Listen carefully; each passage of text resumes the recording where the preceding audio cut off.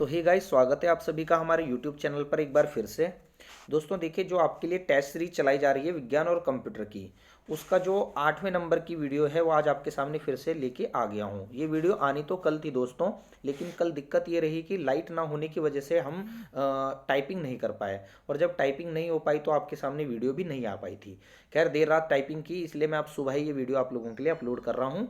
आप लोग इसको ज़रूर पढ़ें और अपनी नोटबुक में इन सवालों को नोट कर लें, जैसे आप पहले से करते आ रहे हैं। लास्ट में आपको आंसर अपने बतानी है कमेंट सेक्शन में, ठीक है। चैनल को ज़्यादा से ज़्यादा शेयर करें और सब्सक्राइब करने के लिए लोगों को प्रेरित करें। चलिए, ज़्यादा देर ना करते हुए आज की वीडियो को शुरू कर लेते हैं। देखिए, इसमें पहला सवाल क्या है दोस्तों। ध्वनि तरंगे, ऑप्शन ए निर्वात में चल सकती हैं, केवल ठोस माध्यम में चल सकती हैं, केवल गैसों में चल सकती हैं, ठोस ठोस तथा गैस दोनों माध्यम में चल सकती हैं। जल्दी से इसका जवाब दीजिए आप। ध्वनि तरंगों के बारे में मैंने आपको पहले भी बताया है। ध्वनि तरंगे आपकी अनुदैर्ध्य तरंगे हैं, अनुदैर्ध्य प्रकार की तरंगे होती हैं। देखिए, ठोस तथा गैस दोनों माध्यमों में चल सकती है, बल्कि ठोस, गैस और द्रव तीनों माध्यमों में चल सकती है। अगर बात करें ध्वनि की, तो सबसे ज़्यादा ठोस में इसकी चाल सबसे ज़्यादा होती है, वो मैं आपको बता चुका हूँ शुरुआत की वीडियो में शायद, ठीक है। फिर द्रव में होती है इसकी सबसे ज़्यादा चाल, और फिर उसके बाद सबसे लास्ट होती है गैसीय माध्यम में, तीसरे नंबर पर सबसे तेज चलती है। चलिए आगे बढ़ते हैं। विद्युत उपकरणों में अर्थ का प्रयोग होता है। अर्थिंग क्यों यूज करते हैं? अगर विद्युत उपकरणों में आपने घर में देखा होगा कि अर्थिंग के लिए कुछ ना कुछ यूज किया जाता है। क्यों किया जाता है? खर्च को कम करने के लिए, उपकरण 3 फेज में काम करते हैं, सुरक्षा के लिए, फ्यूज के रूप में। तो चलिए दोस्तों, इसका सही जवाब बता देता हूँ। ये सुरक्षा के लिए यूज होता है अर्थिंग, ठीक है। चलिए आगे बढ़ते हैं तीसरे प्रश्न की तरफ। जल के अंदर वायु का बुलबुला किस प्रकार के लेंस की भांति व्यवहार करता है? द्विफेसी लेंस जैसा, अभिसारी लेंस जैसा, अपसारी लेंस जैसा, शंक्वाकार लेंस जैसा। जल्दी से जवाब दीजिए कि जल के अंदर वायु का बुलबुला किस प्रकार के लेंस की भांति व्यवहार करता है। तो चलिए इसका दोस्तों, इसका सही जवाब बता देते हैं आपको। अपसारी लेंस की भांति कार्य करता है, ठीक है। अपसारी लेंस को किस अन्य नाम से भी जाना जाता है, ये आप कमेंट सेक्शन के माध्यम से हमें बताएंगे। चलिए चौथे प्रश्न की तरफ। धब्बा रहित लोहा बनाने में लोहे के साथ प्रयुक्त होने वाली महत्वपूर्ण धातु है। जल्दी से बताइए, धब्बा रहित लोहा बनाने में लोहे के साथ प्रयुक्त होने वाली महत्वपूर्ण धातु कौन सी है? तो दोस्तों, ये क्रोमियम धातु है, ठीक है, क्रोमियम, ठीक है। इसको याद कर लेना, ये मैं पहले भी करा चुका हूँ कि लोहा किसके साथ प्रयोग किया जाता है, लोहे के साथ कौन सी धातु का प्रयोग किया जाता है, ठीक है। दोस्तों देखिए, आज ही वीडियो में लेट हुआ है, ठीक है। आपके लिए वीडियो लगातार आती रहेगी शाम को 5 बजे से 8 बजे के बीच में। कई बार हो जाता है कि जैसे परिस्थितियाँ हमारे पक्ष में नहीं होती, तो इस वजह से वीडियो में लेट हो जाता है। जैसे कल लाइट नहीं थी, तो इस वजह से हम वीडियो नहीं बना पाए। तो आप निश्चिंत रहे, वीडियो आपके लिए आएगी। जैसे आज सुबह आई है, तो आज एक वीडियो आपके पास 5 से 8 बजे के बीच में भी उपलब्ध हो जाएगी। हो सकता है थोड़ा लेट आ जाए, पर आ जाएगी। आज मैं आपके लिए 2 वीडियो आ जाएगी, ये वाली वीडियो कल की वीडियो है, ठीक है। चलिए 5वें प्रश्न की तरफ बढ़ते हैं। निम्नलिखित में से कौन धातु चुंबक द्वारा आकर्षित नहीं होती है? इसका सही जवाब देना आपको। लोहा, निकेल, कोबाल्ट, एल्यूमिनियम। तो धातु चुंबक द्वारा कौन आकर्षित नहीं होता है? तो इसका सही जवाब हो जाएगा बच्चों, एल्यूमिनियम आकर्षित नहीं होती, ठीक है। केसर होता है सूखा मिश्रण। किस किस का सूखा मिश्रण होता है केसर? पत्ती और तने का, पंखुड़ियों और जड़ों का, फूल और बीज बनाने वाले भागों का, बीज और कलियों का। जल्दी से जवाब दीजिए, केसर सूखा मिश्रण किन 2 चीजों का होता है? चलिए इसका सही जवाब बता देते हैं आपको बच्चों। इसका सही जवाब हो जाएगा बीज और कलियों का। चलिए अगले प्रश्न की तरफ बढ़ते हैं। 7वां प्रश्न है आपका। निम्न रेशों में से कौन पौधे के तने का उत्पाद नहीं है? सन, पटसन, जूट, कपास।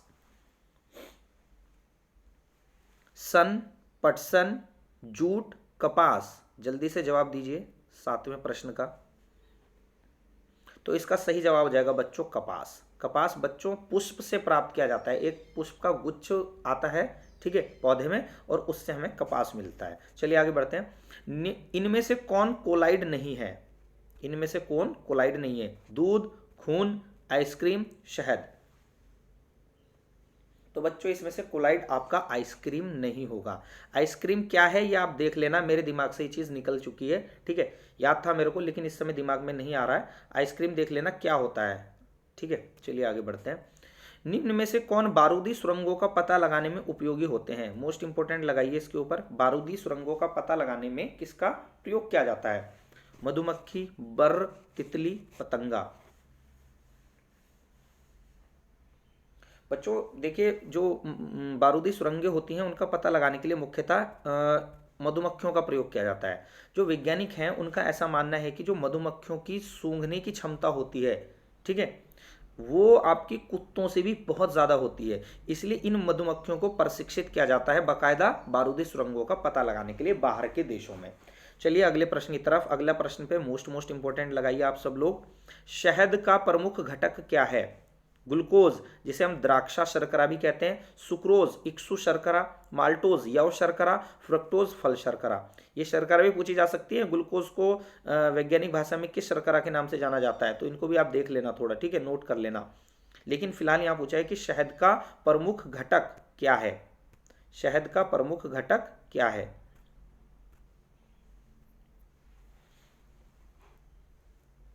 चलिए बच्चों इसका सही जवाब बता देते हैं आपको। शहद का जो प्रमुख घटक होता है उसमें फ्रक्टोज सबसे ज़्यादा मात्रा में पाया जाता है। फ्रक्टोज मतलब लगभग 41% उसके अंदर फ्रक्टोज होता है। होता तो उसके अंदर ग्लूकोज भी है, शहद में ग्लूकोज कितना होता है? ग्लूकोज 35% होता है, लेकिन उसने मुख्य घटक पूछा है इसलिए आंसर आपका फ्रक्टोज हो जाएगा। चलिए आगे बढ़ते हैं 11वें प्रश्न की तरफ। जीनोम चित्रकला का संबंध है रक्त वर्गीकरण से, जीन्स के चित्रण से, स्नायु केंद्रों के चित्रण से, मस्तिष्क के चित्रण से। जल्दी जवाब दीजिए। जीनोम चित्रकला का संबंध, जीनोम से ही समझ में आ रहा है बच्चों, इसका सही जवाब हो जाएगा जीन्स के चित्रण से। चलिए आगे बढ़ते हैं। कंप्यूटर के आईसी चिप्स मुख्यतः किससे बनाए जाते हैं? पर्ण से, क्रोमियम से, सिलिकॉन से, स्वर्ण से। कई बार करा चुका हूं और इसमें डाउट भी नहीं होना चाहिए सवाल में। 100% बच्चे इसका सही जवाब ही देंगे, सिलिकॉन से बनते हैं। चलिए आगे बढ़ते हैं। भारत में अणुबम के विकास से संबंधित कौन है? अणुबम का विकास मतलब किससे जुड़ता है, किसने किया है? एपीजे अब्दुल कलाम, होमी जहांगीर भाभा, राजा रमन्ना, कस्तूरी रंगन। तो अणुबम का जो प्रतिपादक कहा जाता है भारत में वो डॉक्टर होमी जहांगीर भाभा को कहा जाता है। डॉक्टर होमी जहांगीर भाभा अंतरिक्ष अनुसंधान केंद्र कहाँ है? कमेंट सेक्शन के माध्यम से बता देना। चलिए आगे बढ़ते हैं 14वें प्रश्न की तरफ। लेजर बीम का उपयोग मुख्यतः कहाँ होता है बच्चों? लेजर बीम बहुत इंपॉर्टेंट सवाल है। कैंसर चिकित्सा में, हृदय की चिकित्सा में, आंख की चिकित्सा में या गुर्दे की चिकित्सा में? जल्दी से जवाब दीजिए। आपने देखा भी होगा कई बच्चों की जिनकी आंखें कमज़ोर होती हैं वो इस बात को बोलते रहते हैं कि भाई अगर मेरा कहीं सिलेक्शन हो जाएगा तो मैं लेज़र करा लूँगा आँखों में, ठीक है। तो आँख की चिकित्सा से संबंधित होता है लेज़र बीम का जो उपयोग होता है। इससे क्या किया जाता है कि आँखों में लेज़र डाल करके जो एक तरह से रेटिना पे फोकस करवाने का कार्य किया जाता है, ठीक है, ताकि जो दूरदृष्टि दोष या निकट दृष्टि दोष जिससे भी व्यक्ति पीड़ित है उसको देखने में आसानी हो जाए, उसका वो रोग दूर हो जाए। तो लेज़र बीम का उपयोग होता है आपका आंख की चिकित्सा में, ध्यान देना। चलिए अगले प्रश्न की तरफ बढ़ते हैं, 15वें प्रश्न की तरफ। निम्नलिखित में से कौन सा ओजोन परत के रिक्तीकरण के लिए उत्तरदायी नहीं है? प्रशीतकों में प्रयुक्त होने वाला सीएफसी, यानी अगर सिंपल लैंग्वेज में बात करें तो कौन प्रभावित नहीं होता, मतलब कौन प्रभावित नहीं करता ओजोन परत को? विलायक के रूप में प्रयुक्त मेथिल क्लोरोफॉर्म, अग्निशमन में प्रयुक्त हैलान, नाइट्रस ऑक्साइड। जल्दी दीजिए इसका जवाब। तो इसका सही जवाब हो जाएगा बच्चों नाइट्रस ऑक्साइड। और आपको पता है नाइट्रस ऑक्साइड आपका उसमें यूज होता है अम्ल वर्षा में। चलिए आगे बढ़ते हैं। अम्ल वर्षा के लिए उत्तरदायी होता है। सौर विकिरण निम्नलिखित में से किस प्रास में दिखता है? 100 से 400, 400 से 700 नैनोमीटर, 740 से 10,000 नैनोमीटर, इनमें से कोई नहीं। एनएम है ना। चलिए इसका सही जवाब बता देते हैं, ऑप्शन बी सही हो जाएगा, 400 से 700। इस तरह के सवाल भी आपके पास रहने की संभावना है, ध्यान रखना। जो बच्चे वन दरोगा का पेपर देने जाएंगे उनके लिए भी ये वीडियो बहुत ज़्यादा इंपॉर्टेंट होने जा रही है, ठीक है। वन दरोगा में भी यहाँ से बहुत सारे सवाल देखने के लिए मिलेंगे। वहाँ तो आपके 100 सवाल पूरे आपका विज्ञान से ही आने हैं, 9th और 10th की विज्ञान से ही आने हैं। तो अगर किसी बच्चे का वन दरोगा का एग्जाम है तो ये वीडियो भी उनके लिए बहुत इंपॉर्टेंट होंगे। और इस तरह के सवाल जैसे सौर विकिरण किस प्रास में दिखता है, ये वाले रोल वहाँ, ये वाले प्रश्न वहाँ अहम रोल निभाएंगे, ठीक है। यही मेरिट बनाएंगे आपकी, क्योंकि ये प्रश्न बच्चे सही नहीं कर पाएंगे। चलिए आगे बढ़ते हैं अगले प्रश्न की तरफ। खनिज मिनरल्स क्या हैं? द्रव है, अकार्बनिक ठोस है, गैस है, उपरोक्त सभी है। तो खनिज मिनरल क्या होते हैं? इसका सही जवाब हो जाएगा अकार्बनिक ठोस होते हैं बच्चों। चलिए अगले प्रश्न की तरफ बढ़ते हैं। एक ही प्रकार का परमाणु निम्न में से किस में मिलता है? खनिज यौगिक, खनिज मिश्रण, प्राकृतिक तत्व, उपरोक्त में से कोई नहीं।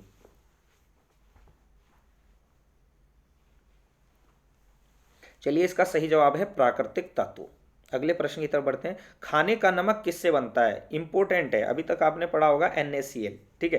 तो NaCl मतलब नमक जो होता है वो अम्ल और क्षार से मिलकर बनता है। पर कैसे बनता है? कमजोर अम्ल और कमजोर क्षार से, मजबूत अम्ल और मजबूत क्षार से, कमजोर अम्ल और मजबूत क्षार से, मजबूत अम्ल और कमजोर क्षार से। जल्दी से दीजिए इसका जवाब। चलिए इसका जवाब बता देते हैं आपको। इसका सही जवाब हो जाएगा ऑप्शन बी, मजबूत अम्ल और मजबूत क्षार से बनता है हमारा खाने का नमक। चलिए आगे बढ़ते हैं। पौधे जो नमक युक्त मिट्टी में उगते हैं, बच्चों इस पे तो most most most most important लगा लीजिए आप लोग, ठीक है। आना ही आना है सवाल आपके पास। और लोक सेवा आयोग की परीक्षा में सवाल आपको जरूर देखने के लिए मिलेगा, ठीक है। चलिए देख लीजिए सवाल क्या है। पौधे जो नमक युक्त मिट्टी में उगते हैं, जीरोफाइट, हाइड्रोफाइट, हेलोफाइट, सक्यूलेंट, क्या कहते हैं उसको? चलिए शुरू कर लेते हैं। जो जीरोफाइट्स होते हैं बच्चों, ये मरुस्थलीय भूमि में जो पौधे उगते हैं उनको जीरोफाइट कहते हैं, ठीक है। आ सकता है ये भी। हाइड्रोफाइट जो जली मतलब जहाँ जल ही जल, जिस भूमि में जल ही जल होगा, हाइड्रोफाइट मतलब एक तरह से जल से रिलेटेड हो गया, जो पौधे जल में ही उगते हैं। हेलोफाइट तो नमक युक्त मिट्टी में जो पौधे उगते हैं उन्हें हेलोफाइट्स कहते हैं। और सक्यूलेंट आप लोग देख लेना, ठीक है। चलिए तीनों वेरी वेरी इंपॉर्टेंट है, इन तीनों को तो आप पक्का नोट में नोट ही कर लेना, ठीक है। चलिए अगले प्रश्न की तरफ बढ़ते हैं। पर्यावरण किससे बनता है? जीवीय घटकों से, भू आकृतिक घटकों से, अजैव घटकों से, इन सभी से। सभी जवाब दे देंगे इसका, इन सभी से बनता है बच्चों। पर्यावरण का निर्माण हमारा जैविक, अजैविक, भू प्राकृतिक घटकों सभी प्रकार के चीजों का मिश्रण है हमारा पर्यावरण। चलिए 22वें प्रश्न की तरफ बढ़ते हैं। संवहनीय वेस्कुलर पौधों में पानी ऊपर किससे जाता है? मोस्ट इंपोर्टेंट सवाल लगाइए इसके ऊपर भी। Phloem tissue, parenchyma tissue, meristem tissue, xylem tissue. तो बच्चों इसका सही जवाब हो जाएगा जाइलम टिश्यू, जाइलम उत्तक। और फ्लोएम उत्तक उस पानी को पौधे के अन्य भागों तक पहुंचाने के लिए प्रयोग किया जाता है। चलिए अगले प्रश्न की तरफ बढ़ते हैं। 23वां प्रश्न। पौधे का कौन सा भाग फूल बनाने का उद्दीपन ग्रहण करता है? इस तरह के सवाल पे लोक सेवा आयोग की नजर ज्यादा रहती है बच्चों, ठीक है। तना, शाखा, पर्ण, जड़। पौधे का कौन सा भाग फूल बनाने का उद्दीपन ग्रहण करता है? तो इसका सही जवाब हो जाएगा पत्ता, पर्ण, ठीक है। चलिए आगे बढ़ते हैं अगले प्रश्न की तरफ। सहज प्रणाली का परिवर्धन निम्नलिखित में से कौन सा है? जल्दी से दीजिए जवाब। प्रणाली का कार्य, प्रणाली का विकास, प्रणाली की स्वपोषी क्रिया, इनमें से कोई नहीं। तो इसका सही जवाब हो जाएगा प्रणाली की स्वपोषी क्रिया। चलिए आगे बढ़ते हैं। जेनेटिक्स निम्न में से किसका उदाहरण है? इंपॉर्टेंट लगाइए। किसका अध्ययन है? मेंडल का नियम, जैव विकास, डीएनए संरचना, आनुवांशिकता और विचरण। जेनेटिक्स, जेनेटिक्स इंजीनियरिंग भी आपने एक शब्द सुना होगा। चलिए इसका सही जवाब आपको बता देते हैं बच्चों। इसका सही जवाब हो जाएगा आपका आनुवांशिकता और विचरण, ठीक है। चलिए 26वें प्रश्न की तरफ बढ़ते हैं। मेंडल का आनुवांशिकता का सिद्धांत किस पर आधारित है? कायिक जनक, अलैंगिक जनक, लैंगिक जनक ये सभी। तो मेंडल का आनुवांशिकता का सिद्धांत बच्चों लैंगिक जनन पर आधारित है, ठीक है। भ्रूण किस में मिलता है? भ्रूण फूल, पर्ण, बीज, कली। लोक सेवा आयोग की नजर जरूर रहती है इन सवालों पे, इस तरह के सवाल देखना आपको जरूर देखने के लिए मिलेंगे एक दो। तो इसका सही जवाब हो जाएगा बच्चों भ्रूण जो है वो आपका बीज में मिलता है, ठीक है। बीजांड भी लिखा होगा इसको कई जगह पे, ठीक है, तो आप लोग कंफ्यूज ना करें। चलिए आगे बढ़ते हैं। प्रकाश संश्लेषण होता है न्यूक्लियस में, माइट्रोकॉन्ड्रिया में, क्लोरोप्लास्ट में, परऑक्सीसोम में। प्रकाश संश्लेषण की प्रक्रिया क्लोरोप्लास्ट में होती है। चलिए आगे बढ़ते हैं। लैंगिक जनक से आनुवांशिक विचरण कैसे होता है?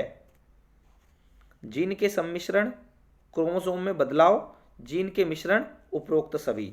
जल्दी से जवाब दीजिए। तो चलिए बच्चों इसका सही जवाब आपको बता देते हैं जल्दी से। इसका सही जवाब हो जाएगा उपरोक्त सभी से, ठीक है। लैंगिक जनन में आनुवांशिक विचरण इन सभी से होता है। और आज का लास्ट प्रश्न है बच्चों, आज का लास्ट प्रश्न आपके सामने है 30वां प्रश्न। WWW वर्ल्ड वाइड वेब के जनक कौन है? Tim Berners Lee, Charles Babbage, Charles Murray, JW Backus. तो WWW के जनक कौन है जल्दी से बताइए। तो बच्चों इसका सही जवाब हो जाएगा आपका टिम बर्नर्स ली। तो आज के 30 सवाल बच्चों मैंने आपको करा दिए हैं। ये आपकी वीडियो संख्या 8 है। इसी प्रकार से एक वीडियो डेली आपके लिए आएगी, आपको सवालों को नोट करते चलना है। और बच्चों देखिए ऐसा है ना कि आप ये समझें कि भाई आपको वीडियो के माध्यम से सारी चीज़ें मिल जाएंगी, तो ऐसा भी पॉसिबल नहीं है। पर हाँ इतना ज़रूर है कि जब तक मैं वीडियो बनाता रहूँगा आपके लिए, मतलब जब तक मेरी लास्ट वीडियो आएगी, मैं नहीं कह सकता मेरी कितनी वीडियो आने वाली हैं, 40 आएंगी, 50 आएंगी, 60 आएंगी, लेकिन जब तक भी मेरी वीडियो आएंगी इतनी मैं गारंटी ले सकता हूँ कि उसमें से आपके 90% सवाल आपको एग्जाम में टक्कर जाएंगे, ठीक है। 90% सवालों की मैं गारंटी लेता हूँ, पर 10% मतलब मैं भी नहीं कह सकता कि भाई प्रश्न कहाँ से डाले, किस प्रकार का सवाल आ जाए, ठीक है। फिलहाल 5 तारीख के पेपर को फोकस कीजिए, जितना मैं वीडियो करा रहा हूँ आपको कीजिए। अगर सवाल आने होंगे तो आ जाएंगे, वरना आगे की तैयारी को भी आपको ध्यान में रखना है अपनी। ऐसा नहीं है कि आप आगे की तैयारी को भूल जाओ कि साइंस तो अब नहीं आएगी, अब मैं नहीं करूँगा साइंस या नहीं करूँगी साइंस, ठीक है। देखिए 1 दरोगा का पेपर है, तो 1 दरोगा वाले बच्चों को हमारी ये वीडियो स्पेशली रूप से फॉरवर्ड करें ताकि वो हमारी वीडियो से लाभ उठा सके। चलिए आज की वीडियो में बच्चों इतना ही, मिलते हैं अगली वीडियो में। धन्यवाद तब तक के लिए।